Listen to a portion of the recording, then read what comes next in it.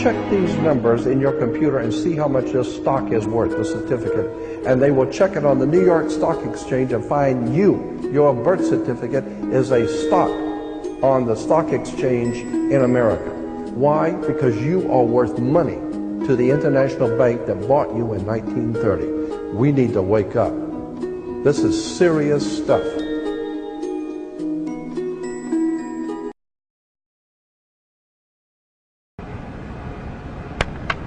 Like the city-state of London and the Vatican, a third city-state was officially created in 1982. That city-state is called the District of Columbia and is located on 10 square miles of land in the heart of Washington. The District of Columbia flies its own flag and has its own independent constitution. Although geographically separate, the city-states of London, the Vatican, and the District of Columbia are one interlocking empire called Empire of the City. The flag of Washington's District of Columbia has 3 red stars, one for each city-state in the 3-city empire. This corporate empire of 3 city-states controls the world economically through London's inner city, militarily through the District of Columbia, and spiritually through the Vatican. The Constitution for the District of Columbia operates under a tyrannical Roman law known as Lex Fori, which bears no resemblance to the U.S. Constitution. When Congress passed the Act of 1871, it created a separate corporate government for the District of Columbia. This treasonous act allowed the District of Columbia to operate as a corporation outside the original Constitution of the United States and outside of the best interests of American citizens.